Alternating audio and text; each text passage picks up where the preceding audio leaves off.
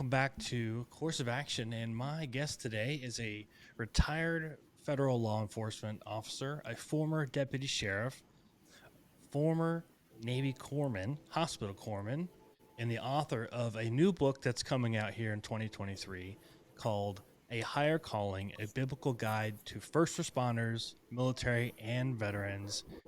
The man is John Jones. John, welcome to the show. How are you? I'm good. Thanks for having me. Course, man. So let's jump right into it and let's find out a little bit about who you are and what you do. You're in the Navy, federal law enforcement officer. Let's just start from there. Why did you join the Navy?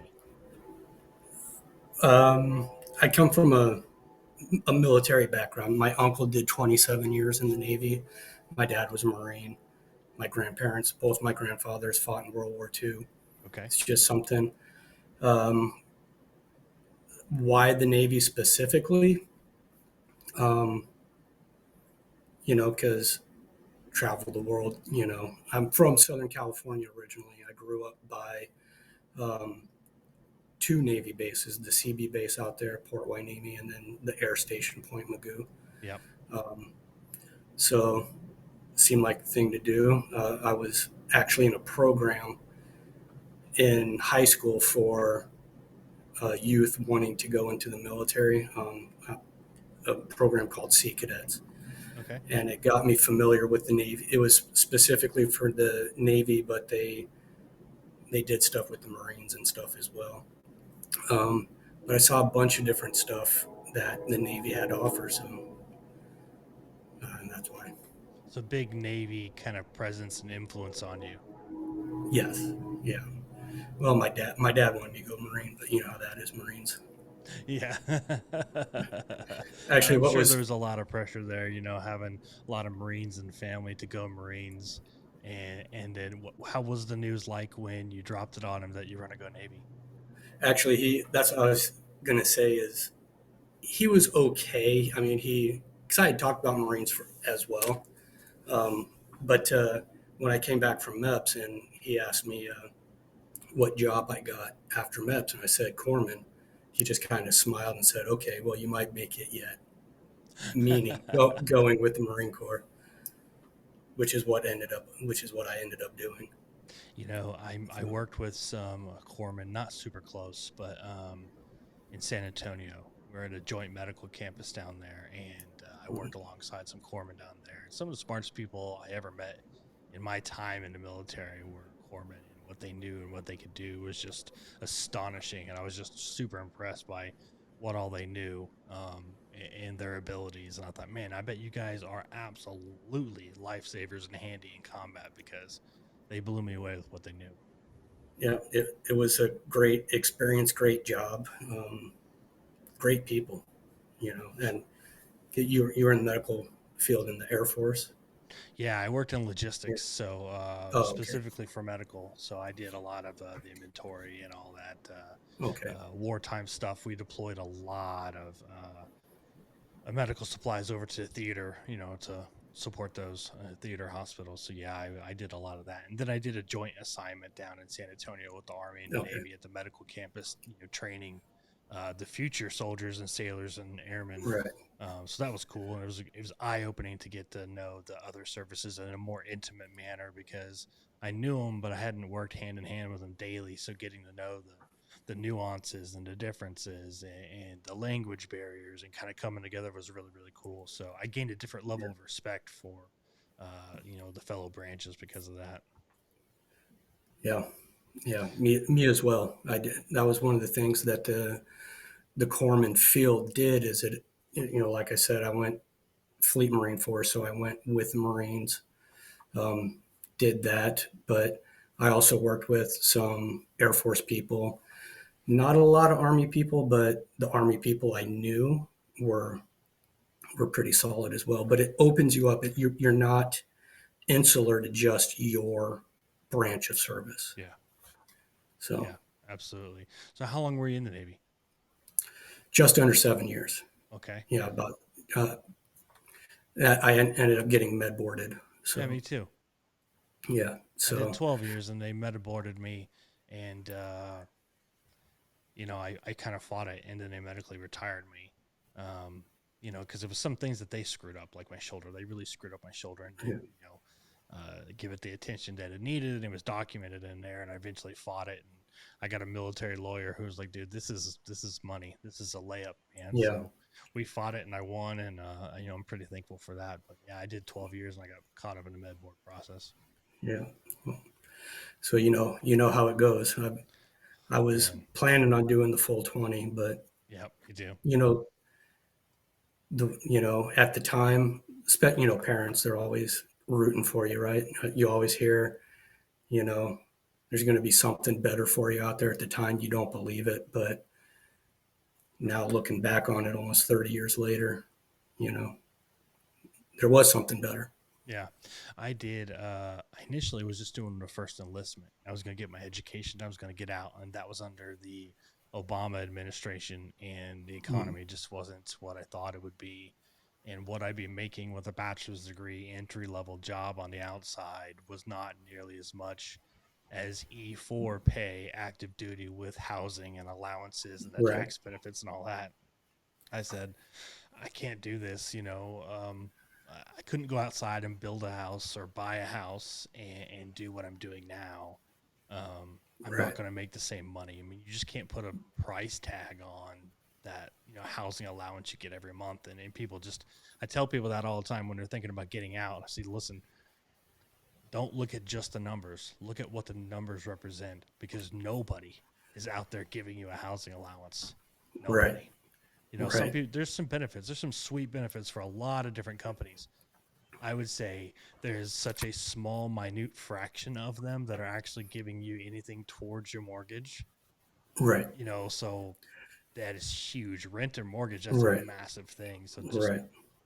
put some common sense to the numbers before you make that decision, Yeah, because it's not always greener. Sometimes it is, sometimes it isn't. Some people plan to get out and it works for them. And what yeah. did you go do once you got med boarded and you walked away from the Navy?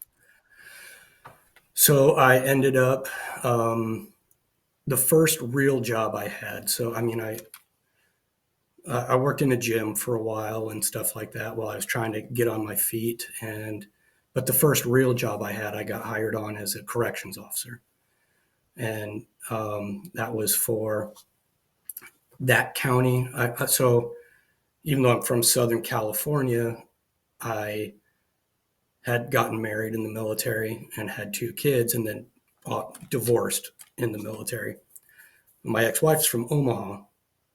Okay. My kids were in Omaha. I hadn't seen my kids and didn't see them very much the last couple of years I was in the military. So, I went to Omaha. I didn't really know anybody there. My ex-wife, her family, and my kids. That was the only people I knew in Omaha.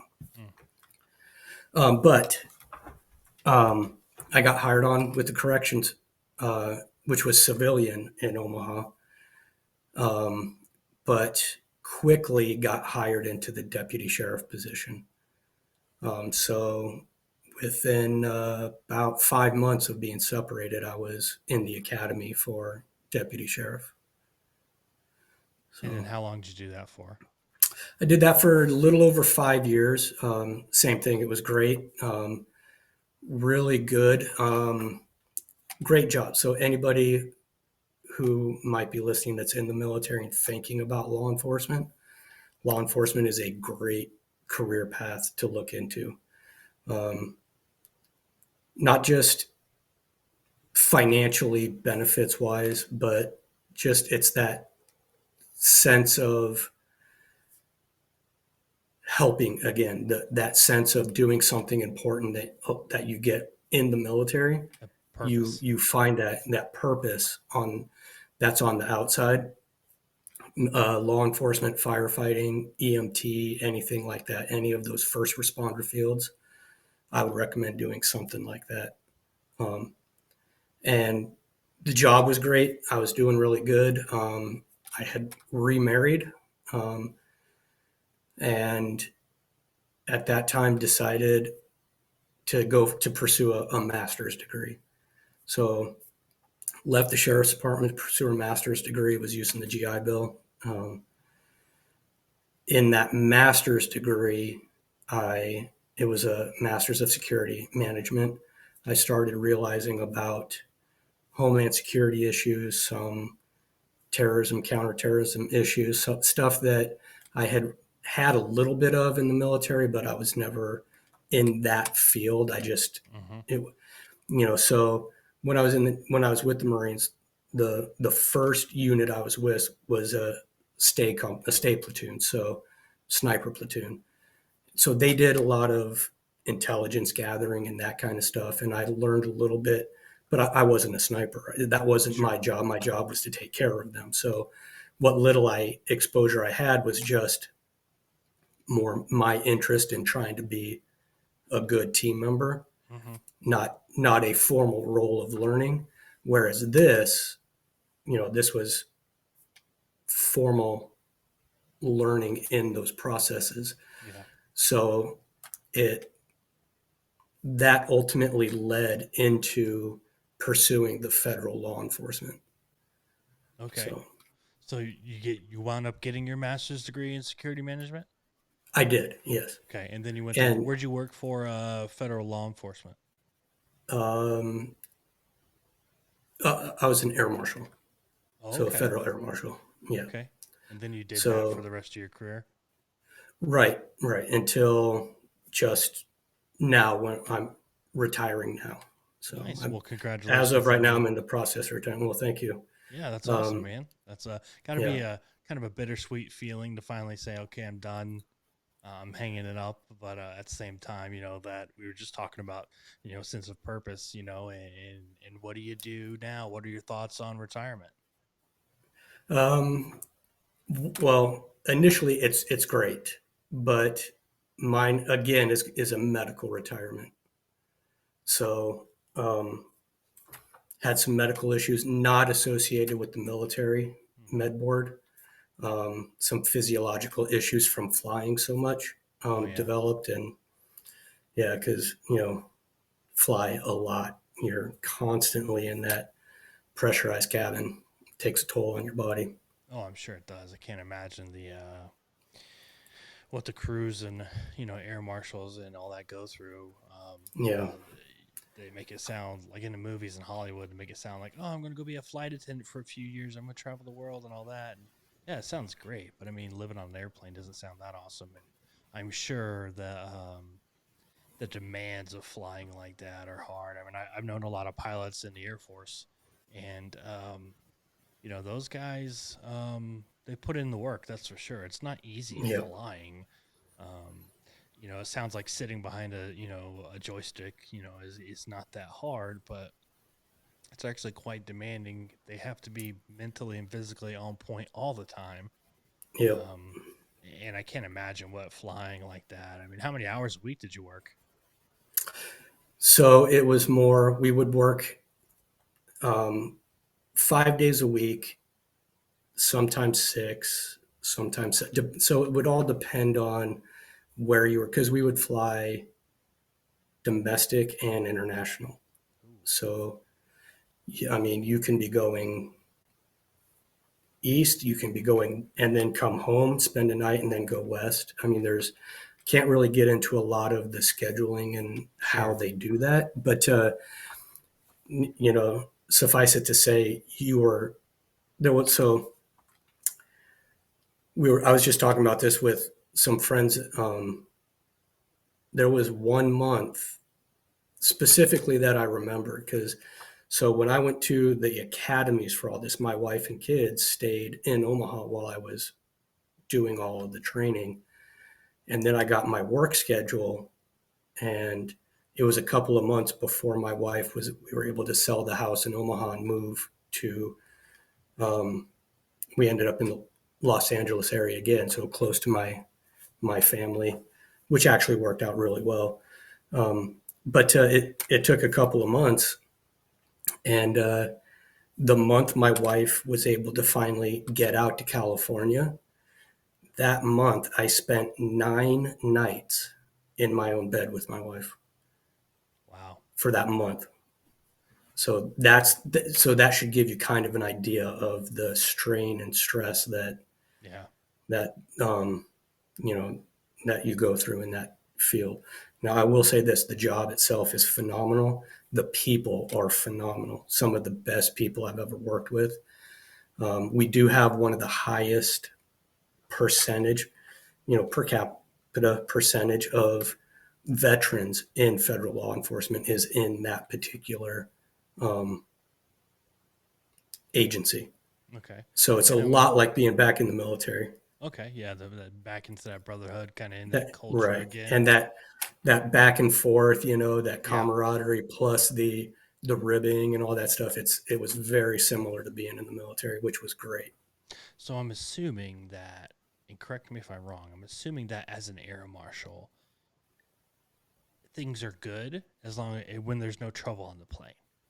You know, Right, it's just like being a passenger. Of course, you never know they're right, there. I've never even met an air marshal. They don't walk in there with their badge up and say, "Hey, air marshal, just making sure everything's good." right, Like, you guys are all right, obviously plain clothed individuals being secretive. I right. imagine not even the pilots know you're on there, but um, I'm just assuming that a good day for you is just getting on the plane, taking off and landing and getting off. That's a great day, and that's how most days are. Um, but that's what you want. I mean, Yeah, sure. we Yeah, you don't want anything we are else. federal, right? We are federal law enforcement. We have taken action on planes, but really it stems from the counterterrorism aspect of 9/11. So that is really the key of what you do. So you know, so yeah, a good day is sitting down, taking off, landing, going to your hotel room, and going back to home the next day. Mm. That's what you want. So, dang, what was I going to ask you? Oh, so what is like? Do you ever get the do the staff and the crew ever kind of start to put pieces together and start to realize I've seen you a lot? Yeah, but there's a lot of people who fly a lot of I mean, they have commuter, like people will fly for work. They'll go back and forth and Mm-hmm. meetings and stuff like that. But, um, yeah, so a lot of the crews would kind of put the pieces together, Okay. which, Well, you know, were they cool because, about it? but Like, they're, didn't really say much. for the most part, Okay. yeah. Ever had So, any like hairy situations on a plane that you can that you could speak about? Obviously, I know you might not be able to, but anything that maybe kind of was a outside the ordinary type of day. um, I was actually pretty lucky. Most of mine was pretty good days. Had, the thing that people don't realize, aircraft are are heavy, so everything they can do to lighten that load of the aircraft, they'll do. So everything on that aircraft, even though it's sprayed in, you know, flame resistant stuff, it's actually very flammable stuff, very light, synthetic materials. And they're, you'd have to like ask an FAA investigator more exactly, but I believe that it's like less than 2 minutes from a flame being introduced into an aircraft for the potential aircraft to be completely engulfed within 2 minutes. So people who smoke, when they say don't smoke on the plane, To mean it. it's a really it's a really big deal, right? So Wow. I had somebody trying, smoking on the plane. So we had to take care of that. I mean, it doesn't sound really cool. Nothing like when I was a deputy sheriff, right? Or Okay. corrections, you put handcuffs on people every single day. When I was a deputy road patrol, it was unusual that I didn't put at least one pair of handcuffs on somebody, right? In a day. Definitely several times a week, right? As an air marshal, outside of training, I put two people in handcuffs, Okay. and Which I guess is what you so want. exactly what you want, right? You Yeah. don't want to have to Now, be doing you know, I don't want to tell their stories for them, but several of my coworkers and they've had other incidents and stuff like that that they've had to deal with. I just was lucky enough, I guess, or blessed enough to have mostly calm, days. Yeah. So you did the air marshal thing, former deputy sheriff, in the Navy. Now you're looking at retirement, and you are authoring a new book that you're going to put out this year. And it's called A Higher Calling, a biblical guide for first responders, military, and veterans. And I want to talk about this and kind of talk about your mission behind it and how you kind of got started. Um, when did you decide, I'm going to write a book? That's going to be my next endeavor. I've talked about writing for years. My wife has had to hear me say, I want to write a book. I want to write. I want to do something, right? Um, while that's been going on, I've mentored people.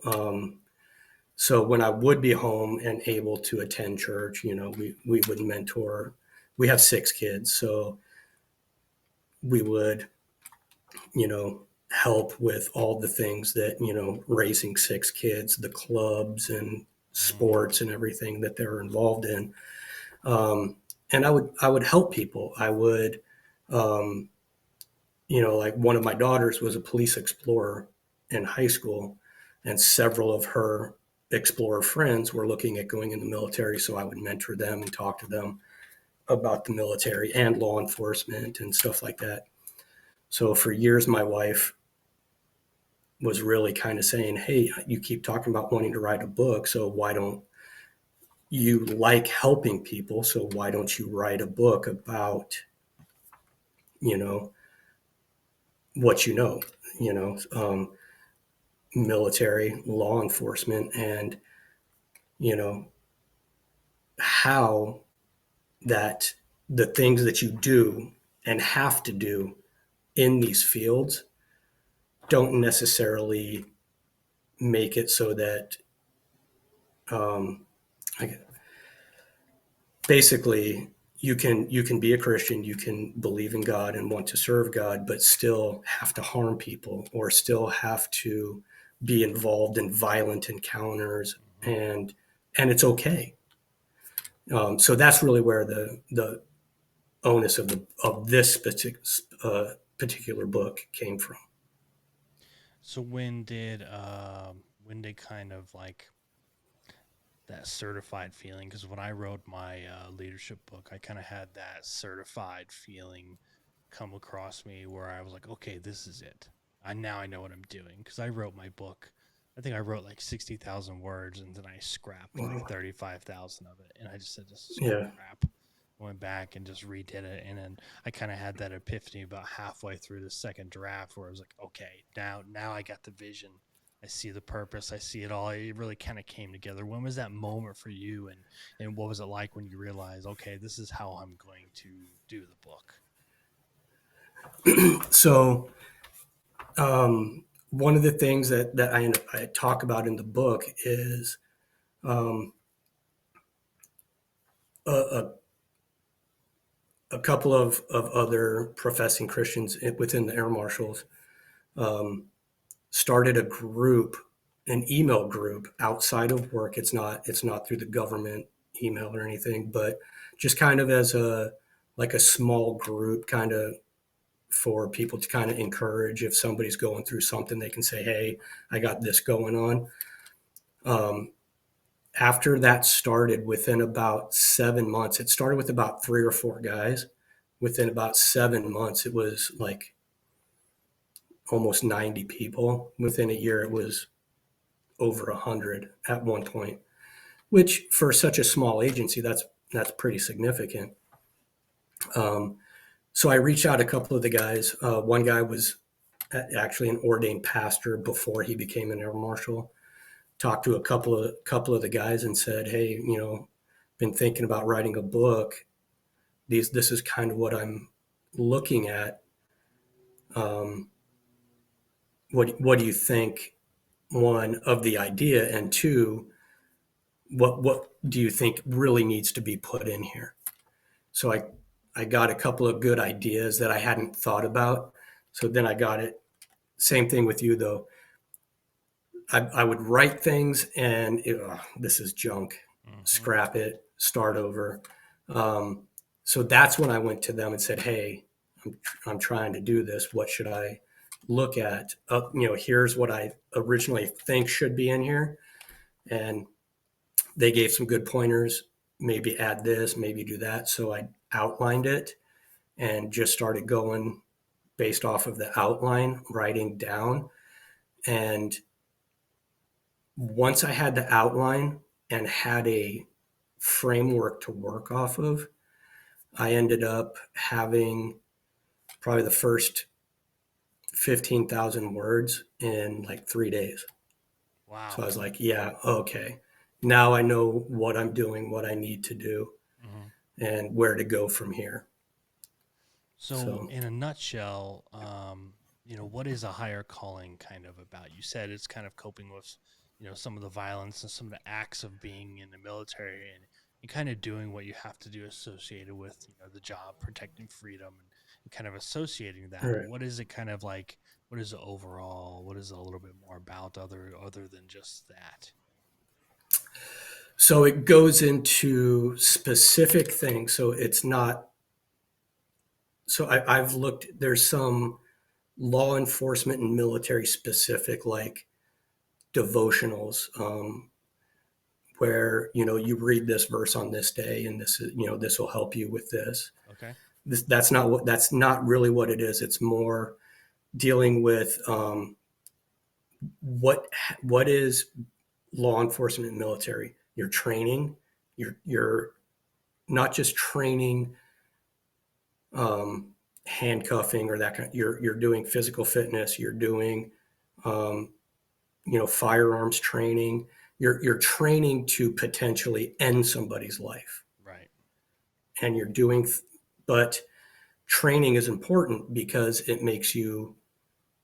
um, it makes you quicker. It makes you respond quicker. It makes you better. It makes you be able to go home at night. Um, Relationships, but what does the Bible say about your relationship with your spouse, with your kids, with your coworkers, with the people you encounter? I mean, you, you don't necessarily have to go out there and be this, this, clean cut, speak well all the time kind of person, especially when you're dealing with, a violent, spousal abuser or a child abuser or rapist or somebody who's being violent against you. You're not going to necessarily, you know, um, you know, turn the other cheek at that time. If Mm-hmm. you kind of get what I mean by that. Yeah. Um, so it's that. It's the big things though. It's dealing with death, violence, trauma, loss. The death that you see. You know, the only death that I was involved in was in the military. Outside the military, all this time in law enforcement, I've never had to inflict harm on other people other than whatever level was necessary to get them restrained, Mm-hmm. right? But other law enforcement officers are have not had that experience. Sure. But so the most of the death that you see in law enforcement is somebody being murdered, somebody dying in car accidents, the accidental deaths, the drownings, the those things, right? All right. And it's not always somebody. Um, it's not always your peer level or age group, right? You're dealing with the death of elderly, the death of kids, babies, and it that takes a toll. Witnessing Sure. that, Yeah. Absolutely. um, the trauma of these, like the emotional trauma from the physical trauma of accidents, the emotional trauma from after the accident, uh, those kind of things. So,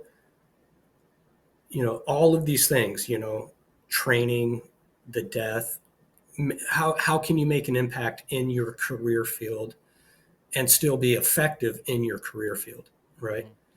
And then it kind of goes into retirement, since that's kind of hopefully everybody makes it to that Yeah, level gets there. where they gets there. And at some point, everybody who puts on a uniform is at some point going to have to hang it up. And just like we were talking earlier, sometimes it's not when you want it, Yep. sometimes you don't plan for it, but you can still be impactful, even when you can be even when you retire on your own terms. You still have that sense. A lot of people still have that sense of, now what do I do? I'm not Yes. a police officer anymore.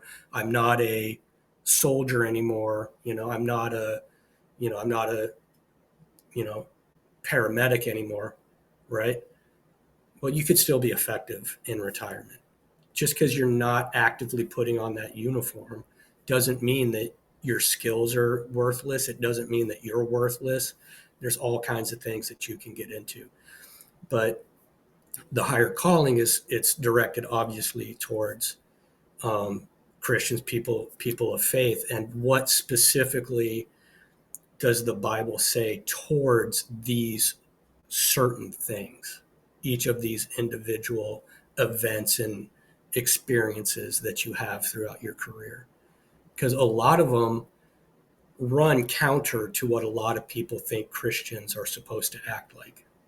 Okay. But it actually says in the Bible, there's a lot of parts of the Bible that say you can engage in these things and it's okay. So So, so what would that's you what it. say to someone who would say, I'm not that religious. I don't really read the Bible. Like, I don't think I would pick this book up because it doesn't sound like it applies to me. How would you kind of like say, you know what, actually, this is how it would, and this is why you should? So somebody, a lot of guys in the guys and girls, I say guys generally, like, Yeah, I'm absolutely. old school military. I was in Somalia, so I'm old school military. So guys is general, but um, even if you don't are not religious, you don't believe that the Bible has any value. The um,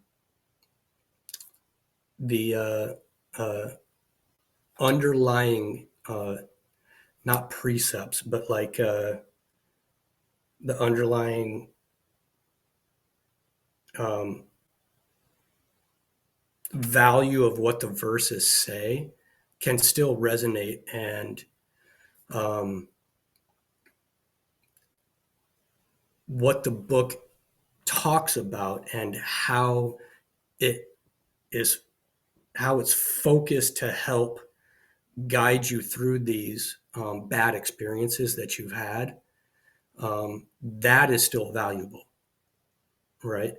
Um, so I'm not trying to convert people to Right. Christianity. Sure. I'm just trying to help people understand that, um, the United States, especially the the generations, we're still relatively, our laws are still relatively based off of the old Judeo-Christian, um, you know, don't kill anybody, don't steal from people, that Yep. kind of thing. Yep. So if you believe that most of the laws that are enforced are for to better society, Hmm. then the underlying principles surrounding where those laws came from, and a guide for that, can be very helpful to help you get through some of you know um, those bad situations. So even if you're not a Christian, even if you don't believe in the Bible, you most people still want to. Most people in law enforcement still want to. They're still trying to be good people. They're still Right. trying to serve a purpose and something bigger than themselves. And a lot of times when you get into those bad situations and you see those horrible things that you see, um, then this can help I'm not a mental health professional, so I'm not going to say it's like a self-help Sure. kind of book, but the guiding principles behind what the biblical um, passages say can be of benefit So it's kind of like for, taking a deeper dive into some of these lessons within the Bible and finding for the deeper meaning and applying them to, the experiences and the trauma and just the general impact of law enforcement life, being a first responder, being a military, of course, being a veteran. And as veterans, there's tons of stuff that we don't realize is going to happen to us when we take the uniform off. Um, and a lot of us seek purpose and we seek other jobs that are related to it, law enforcement, first responders, things like that, security, where we get right back into that culture, that similar culture.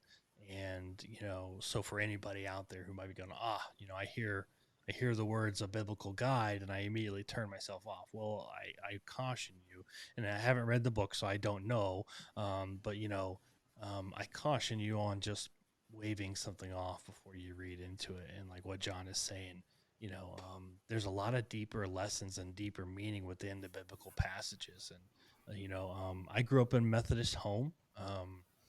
And I went to church every Sunday. And I don't claim to be the most religious person today, but in fact, I haven't gone to church in quite some time. But the point of it is, a lot of those things that I learned when I was younger, I'm able to fall back now on as an adult, and it kind of gives me a sense of balance, and some of those deeper things. It kind of keeps me when I have those down times and I'm just feeling down, it's a little easier to get back up, and inspirational things in general. Um, I think are really awesome. I read a book by an atheist a couple years ago, and it was one of the most motivational books I've ever read. right. So Yeah. it's the deeper meaning instead of the labels on the cover or the title of the book. And I tip my hat to you to do such an awesome thing. Oh, And it's going thank to you. come out this year, 2023. You're going to retire. So obviously you're going to be doing the circuits, doing the podcasts, and I got some Well, recommendations hopefully. for you. When we get offline, I'll share them with you and make Okay. some introductions. All But right. what's kind of next? You put the book out and then you retire, and then what's John going to be doing next? Um, that's a good question. I'm trying to figure that out. Like we were talking about, I've been in military or I've been in I've been doing service pretty much nonstop since I was 18 years old. 31 years, and some of the stuff that I used to be able to do, I can't physically do anymore. Right.